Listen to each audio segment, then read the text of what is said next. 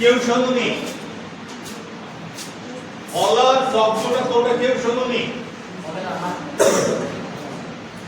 হ্যাঁ, আন্দাজে বললেও কাছাকাছি গেছে। ফলার মানে হচ্ছে বেশ ভালো মন্দ খাওয়া। কে ফলার করেন? না, এখন আমাদের গুরুদেবরা। গুরুদেব যখন শিষ্য বাড়ি আসে তখন গুরুদেবকে কিরকম খাতির যত্ন করা হয়, খাওয়া দাওয়া কেমন করানো হয় বলো তোমরা? গুরুর প্রতি ভক্তি সবারই আছে, আর গুরুরা সেই শিষ্যদের বাড়ি বেশি যান যাদের ভক্তি বেশি আছে। তাহলে ভক্তির আতিশয্যে মানে গুরুদেব যা যা খাবেন সব কিছুর ব্যবস্থা করা হয়। মানে এক কথায় চর্ব চুষ্য লেহ্য পেয় 4 রকমের খাবারই গুরুদেবের পছন্দ মতো গুরুদেবকে নিবেদন করা হয়, সেইটাকে বলা হয় ফলা। ঠিক আছে? আসলে এটা কি ছিল? আসলে এটা ছিল ফলাহার, যেটা শুভম বলছিল, ফলের আহার, তাই তো?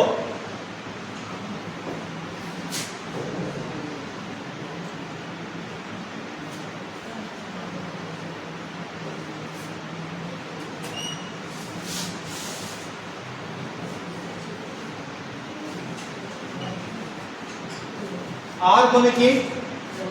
ভোজন। আমরা জানি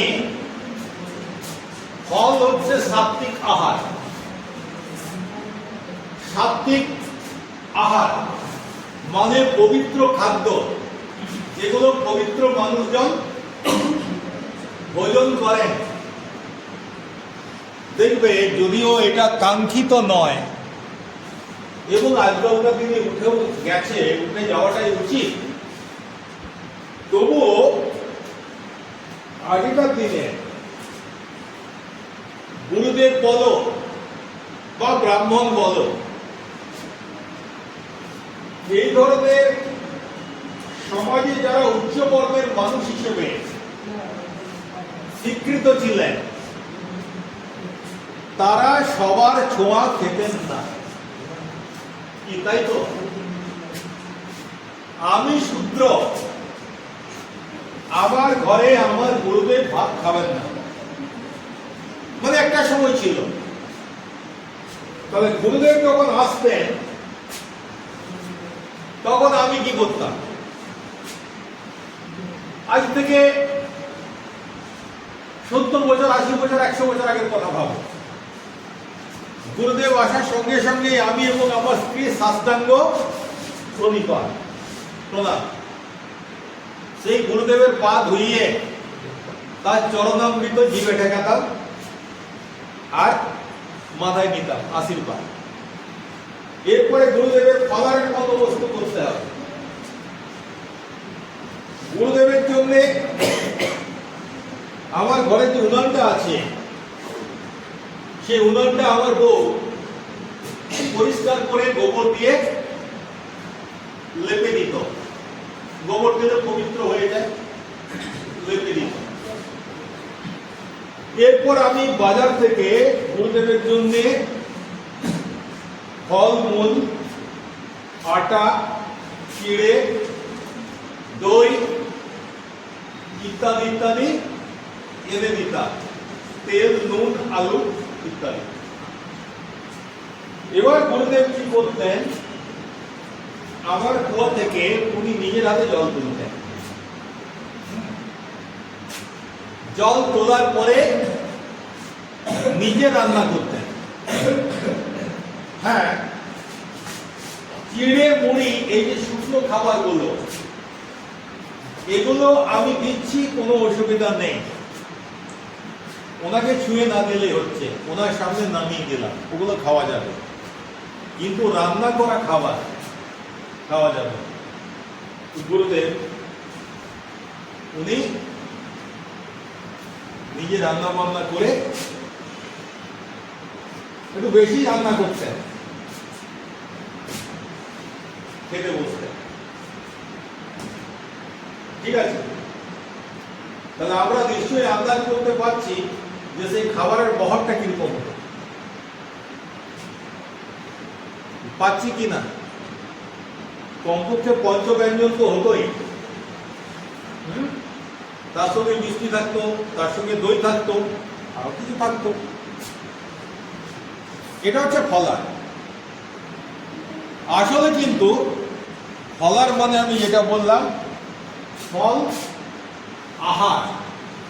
ওই যে সাত্বিক মানুষেরা যারা ধর্মকর্ম নিয়ে থাকেন, তারা অপবিত্র কোনো খাবার গ্রহণ করবেন না। একমাত্র ফল যেটা বাজার থেকে এনে উনি নিজে ধুয়ে খেতে পারেন। তো আগেকার দিনে গুরুদেব বা পুরোহিতরা বাড়িতে এলে তার জন্য ফল আনা হতো, বিভিন্ন ধরনের ফল। উনি ফল আহার করতেন, তার জন্য নাম হয়েছিল ফলাহার। ঠিক আছে, শুধু ফল খেতেন এবং জল পান করতেন। পরে পরে ফলের সঙ্গে যোগ হলো মিষ্টি। ঠিক আছে, মিষ্টির সঙ্গে যোগ হলো দই, আর দইয়ের সঙ্গে জমে ভালো চিড়ে। আর কি কি লাগতে পারে? কলা পাকা। আর কি কি লাগতে পারে? আম পাকা। ও তো আম, কলা, আপেল এগুলো তো ফলের মধ্যে পড়ছে, তার সঙ্গে বাদবাকি সবকিছু মিলে মিশে এমন একটা খাবার তৈরি হলো যেটা খেতে বেশ ভালো টক। তো আস্তে আস্তে ফলাহার থেকে একটা রাজকীয় খাবার এই জায়গায় দাঁড়িয়ে গেল ফলাহারের অর্থটা। আর সেই সঙ্গে সঙ্গে আমাদের কথায় কথায় এই হটা উঠে গেল। কি হলো? ফলাহারটা হয়ে গেল ফলার। ফলাহার হ অ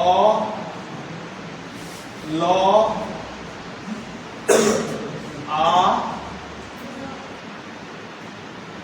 হ আ র অ। এবার হটা উঠে গেল। হটা উঠতে কি হলো? হ আর অ মিলে হ হলো, লয়ের সঙ্গে আ মিলবে, তাই তো? এই আ আর আ মিলে সন্ধিতে কি হয়? আই তো হয়। তাহলে লয়ের সঙ্গে এই আটা যোগ হলো। তাহলে লয়ের সঙ্গে এই আটা যোগ হওয়ার পর যেটা দাঁড়ালো ল আর আ মিলে লা, আর র আর অ মিলে হয়ে গেল র। কি হলো? ফলা। তো হলোপে এরকম কিছু কিছু উদাহরণ আছে, যেমন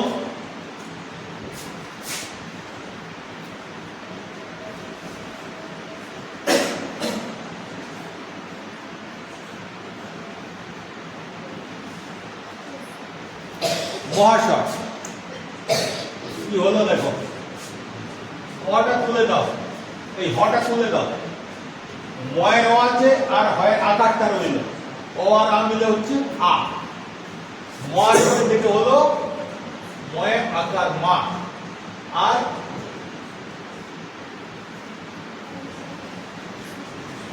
মহাশয় থেকে হলো মাশয়। দেখবে আগেকার দিনে পুরনো সিনেমা যদি দেখো, হ্যাঁ, তো কোন মাশয়, হ্যাঁ, মানে পণ্ডিত মশাই, হ্যাঁ, মাস্টার মাশয়, এরকম বলে। পরে এই মাশয়টা পাল্টে গেল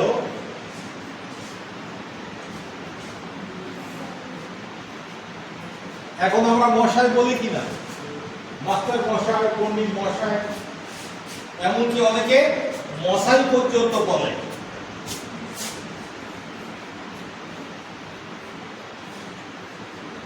এরকমেরও ব্যবহার আছে, মাস্টার মশাই এরকমও ব্যবহার আছে। তাহলে এই মশাইটা কোথা থেকে এলো? মহাশয় ছিল, হ লোপ হয়ে মহাশয় হলো, মহাশয় থেকে মশাই হলো। বোঝা গেল কি হ লোপটা? এরপরে যেটা পরে লিখেছি সমাক্ষর লোপ। এখানে অক্ষরের মানে কিন্তু বর্ণ নয়,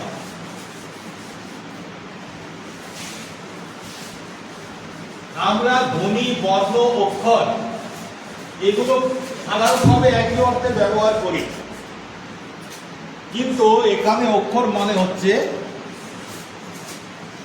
দল। ইংরেজিতে যাকে বলে সিলেবল। কি বলে ইংরেজিতে? ইংরেজি সিলেবল পড়ানো হয়েছে তো, আর বাংলায় দল বিশ্লেষণ পড়ানো হয়েছে। আমি পড়িয়েছি বোধহয় নেই, তাই তো? দল মানে কি? একটা শব্দের যতটুকু অংশ আমরা স্বল্পতম প্রয়াসে একবারে উচ্চারণ করতে পারি সেটাই হচ্ছে দল। ঠিক আছে? প্রত্যেকটা দলের মধ্যে একটা স্বরবর্ণ থাকবে, আর ওই দলটাকেই বলা হচ্ছে অক্ষর। কিরকম? ধরো এই যে মহাশয়টা তোমরা করলে, মহাশয়, এটা থেমে থেমে উচ্চারণ করো, কতটা করতে পারবে?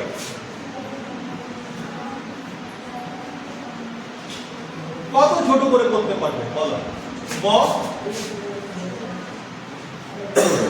আ এরকম উচ্চারণ করে শেষ অকারটা অধিকাংশ বাংলা শব্দে উচ্চারণ হয় না, তাই উচ্চারণ করার সময় আমরা উচ্চারণ করি না, ওই জন্য উচ্চারণটা বোঝানোর জন্য হস্ত দিচ্ছি। ম হা শয়। তাহলে এতে কটা দল আছে মহাশয় শব্দে? তিনটা দল আছে। এই তিনটা দলকে আমরা বলতে পারি তিনটা অক্ষর আছে। কারণ কি? আমি কি বললাম, এই যে সমাক্ষর লোপে এখানে অক্ষর শব্দটার মানে হচ্ছে দল বা সিলেবল। হয়েছে? অনেক সময় দেখা যায় যে একটা শব্দে একই রকম দল বা অক্ষর যদি পাশাপাশি থাকে, তাহলে আমরা কথা বলার সময় ওই দুটো দলের মধ্যে একটা দলকে আর উচ্চারণ করি না। যেমন কি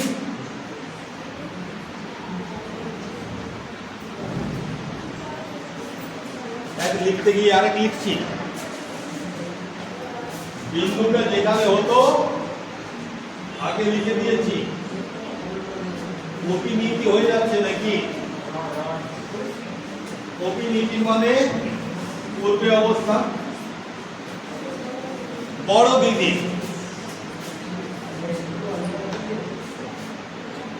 কি বলো ঘরে? তোমরা বড় দিদিকে বড় দিদি বলো না, তোমরা বলো বড়দি।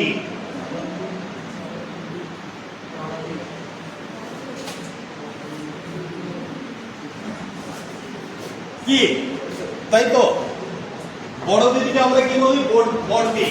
তাহলে এখানে কটা দল ছিল? ব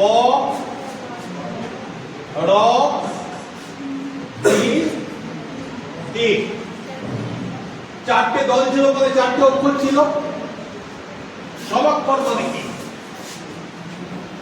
সম অক্ষর মানে যে অক্ষরগুলো পরস্পর সমান। তাহলে এখানে কোন অক্ষরগুলো পরস্পর সমান? দি এবং দি দুটো সমান, তার মধ্যে একটাকে আমরা লোপ করে দিচ্ছি, হয়ে গেল বড়দি। ঠিক আছে? বোঝা গেছে? এইখানটা একটা জিনিস মনে রাখবে, আমি বারবার বলছি, বাংলা ভাষায় উচ্চারণের সময় আমরা অনেক সময় শব্দের মধ্যে অকারের উচ্চারণটা করি না, অকারের উচ্চারণ করি না। ফলে যদিও শব্দটা বড় দি, বড় দিদি থেকে বড় দি, আমরা উচ্চারণ করি বড়দি। কি উচ্চারণ করি? বড়দি। উচ্চারণটা বোঝানোর জন্য আমি হর্ষণটা দিলাম, কিন্তু বানান যখন লিখবে, খাতায় যখন লিখবে, তখন হসন্ত থাকবে না। ঠিক আছে? এরকম মেজ দাদা কোন দুটো সমাক্ষর? দা দা। তাহলে দুটো সমাক্ষরের মধ্যে একটা লোপ হয়ে যাবে। কি পড়ে থাকবে? দা পড়ে থাকবে। তাহলে মেজ দা। মেজ দাদা, সেখান থেকে হলো মেজ দা। সেটাকে আমরা উচ্চারণ করি কিভাবে? মেজদা। কেন আমরা এভাবে উচ্চারণ করি? তার কারণটা হচ্ছে আমাদের জীব হচ্ছে আমাদের চাইতেও অলস। সে চেষ্টা করে যতটা কম পরিশ্রমে কতটা বেশি আমি বোঝাতে পারবো। অর্থাৎ কোনো কাজ করতে গেলে আমাদের জীব সবচেয়ে কম পরিশ্রম করতে চায়। এখানে যদি অকারের উচ্চারণটা করতে হয় মেজদা, দেখো সময় লাগছে। আর যদি বলি মেজদা, আর তার কারণে জীবকে খুব বেশি হলন চলন করতে হচ্ছে না।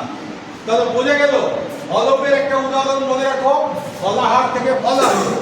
আর সমাক্ষর লোপের একটা উদাহরণ মনে রাখো, বড় দিদি থেকে বড়দি।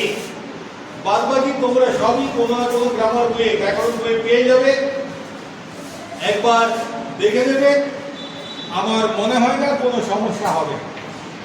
যদি কোনো সমস্যা হয় আমাকে তোমরা প্রশ্ন করবে। ঠিক আছে?